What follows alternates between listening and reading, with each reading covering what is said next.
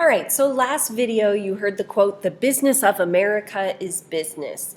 And I talked about how the politics of the time period allowed for that to happen. And now we're going to go a little bit more into the economic development in this video.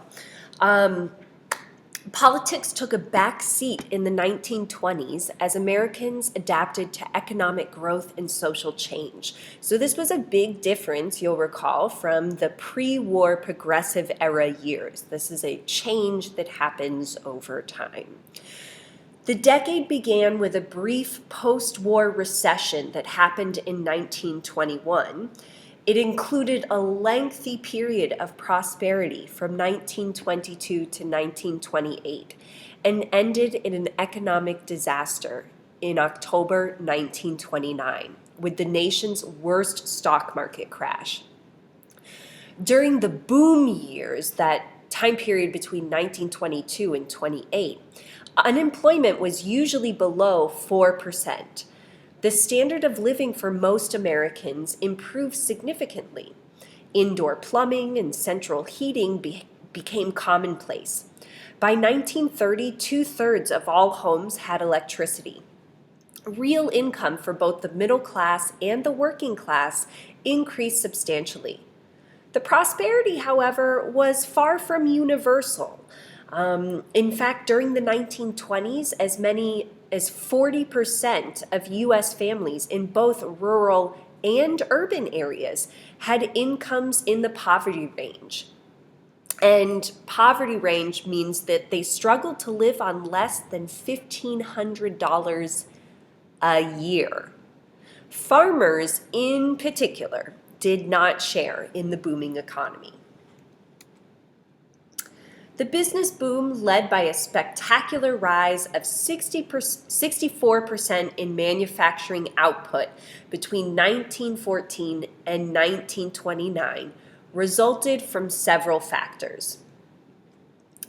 One of those factors was increased productivity. Companies made greater use of research, much of this due to a man named Frederick W. Taylor and his work regarding time and motion studies and principles of scientific management. He basically researched how to get workers to work more efficiently in a shorter amount of time. The manufacturing process was made more efficient by the adoption of improved methods of mass production. In 1914, Henry Ford had perfected the system of manufacturing automobiles by means of an assembly line. Instead of losing time moving around the factory, as in the past, Ford's workers remained in one place all day and performed the same simple operation over and over again at a rapid speed. In the 1920s, most major industries adopted the assembly line and realized major gains in worker productivity. Another factor that contributed to this boom was the increase in energy technology, particularly oil and electricity. Although coal was still used for the railroads and to heat most homes, increasingly, oil was used to power factories and to provide gasoline for the rapidly increasing number of automobiles. By the 1930s, oil would account for 23% of U.S. energy. And just to give you a comparison to that 23%, in 1900 it was at 3%. So that's a big difference. Electronic motors in factories and new appliances at home increased electrical generation over 300% during the decade. So again, these electronic motors and electronic appliances helped change America's dependence upon coal. Government at all levels in the 1920s favored the growth of big business by offering corporate tax cuts and doing almost nothing to enforce the antitrust laws of the Progressive Era. Large tax cuts for higher income Americans also contributed to the imbalance in incomes and increased speculation in markets. The Federal Reserve contributed to the overheated economic boom first through a first through a low interest rate and relaxed regulation of banks, and then by tightening the money supply at the wrong time. Remember that the business of America was business, and with little to no regulation and increased methods and tools of productivity, Americans were producing at a faster rate. They were also consuming at a much higher rate as well. So let's take a look into how and why this happened. Electricity in their homes enabled millions of Americans to purchase the new consumer appliances of the decade: refrigerators, vacuum cleaners, and washing machines. Automobiles also became more affordable and sold by the millions, making the horse and buggy era a thing of the past. Advertising expanded as businesses found that consumers' demand for new products could be manipulated by appealing to their desires for status and popularity. So this whole buy this radio to be cool, or look at the, drive this Model T if you want to have a perfect family. That kind of psychology began to enter into advertising. Before, advertising was just kind of listing what was available. You maybe see a picture of it and a brief description and then a price. And that was about it. So this is really where we're getting our modern day ads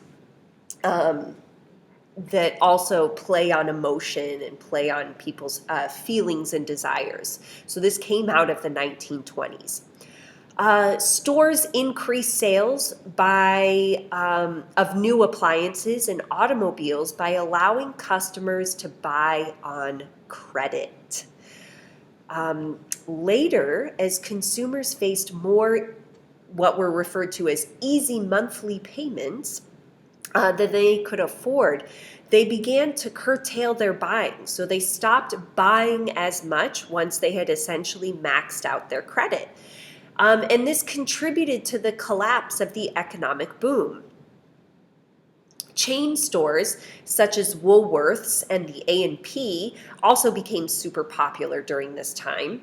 And there were greater variety of products that were attractively displayed and often priced lower than the neighborhood stores in these big chain stores like Woolworths and A&P.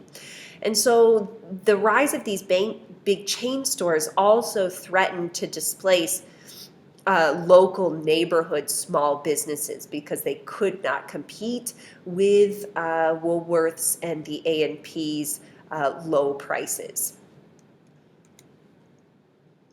More than anything else, though, the automobile changed society. In 1929, a total of 26.5 million automobiles were registered, compared to 1.2 million in 1913. The enormous increase in automobile sales meant that by the end of the decade, there was an average of nearly one car for American family. Okay, and again, that's an average. Not every American family owned a car during this time period. In economic terms, the production of the automobiles replaced the railroad industry as the key promoter of economic growth. Out of the automobiles' creation, other industries like steel, glass, rubber, gasoline, and highway construction now depended on those automobile sales. There was also big social changes because of the automobile. It affected all that Americans did, how they shopped. Traveling for pleasure now became a thing. Taking a Sunday, getting the whole family in the car and taking a drive around on Sunday, taking a Sunday drive. The idea of commuting to work, people could live farther away from where they worked.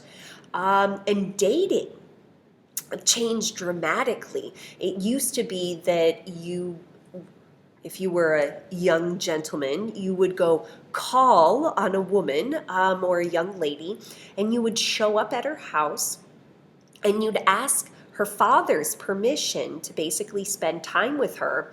And you would sit with her on the front porch or in the family parlor, which was like a living room. And the family would be around. And so it was a very, supervised event, dating. And eventually you would ask the father for permission to marry his daughter. Well, with the invention of cars, dating now left the front porch. And, kids could go off unsupervised riding in their cars. And you can imagine what kind of trouble they would get into, just like flat tires and looking at scenery and whatnot. We'll talk more about how this created like massive culture clashes in another video. But yeah, the automobile, huge impact on American society, America's economy, and how people begin to conceptualize the American dream. And also, of course, there were new problems that came out of the automobile, not just, the immorality of dating, but traffic jams in the cities, injuries and deaths on roads and highways. Again, something to remember in the 1920s is the farmers really did not participate in this economic prosperity. Their best years had been 1916 to 1918, when crop prices had been kept artificially high by wartime demand in Europe and the U.S. government's wartime policy of guaranteeing a minimum price for wheat and corn. When the war ended, so did farm prosperity, because the government no longer needed those protectionist policies regarding farming.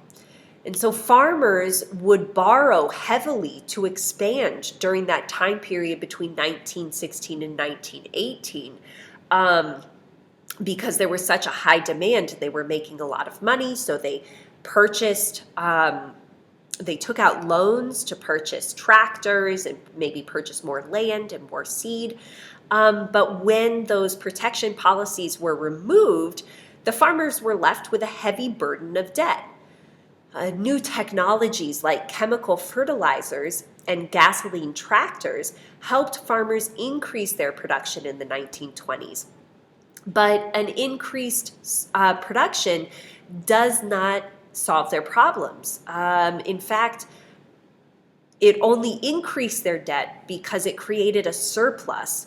And for those of you in economics, you should know that when we have a surplus of something, then our demand is going to eventually wane, and that is going to lead to a drop in prices. And that's exactly what happened with farmers in America during the 1920s. They were used to producing more during the war, and then they continued that level of productivity, but people weren't buying it as much after the war. There were also major problems in labor.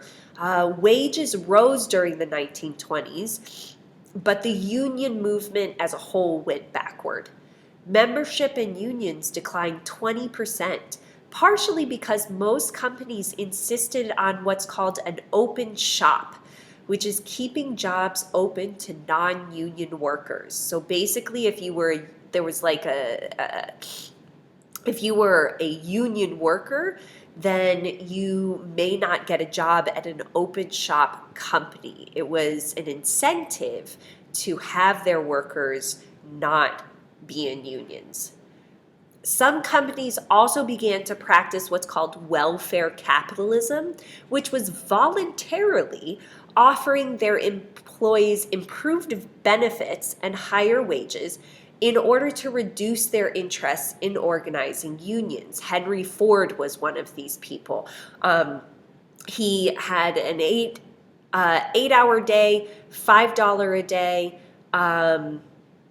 And this was, this was a very profitable job to have, working in Henry Ford's factory. But Ford was very much against labor unions. So he tried to curtail the formation of labor unions by offering benefits, the $5 a day and the 8 hour workday, in order to keep people from feeling a need that they, or feeling like they needed to form a union.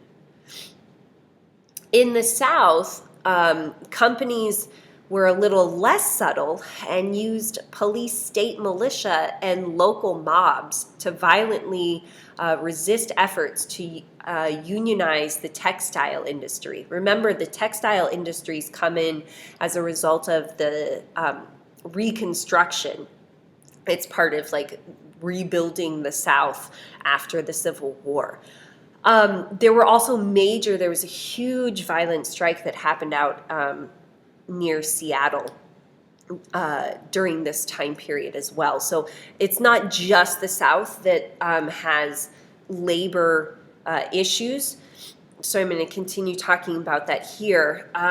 In an era that so strongly favored business, union efforts at strikes usually failed. For example, the United Mine Workers, led by a man called John L. Lewis, suffered setbacks in a series of unfortunately violent and ultimately unsuccessful strikes in Pennsylvania, West Virginia, and Kentucky. And unfortunately for labor unions, conservative courts routinely issued injunctions against strikes and nullified labor laws aimed at protecting workers' welfare. So the courts ended up being on the side of business as well, and not in favor of labor unions. So that's all for the economy. In our next video, I'm going to talk about culture, which is a huge topic in the 1920s. So stay tuned.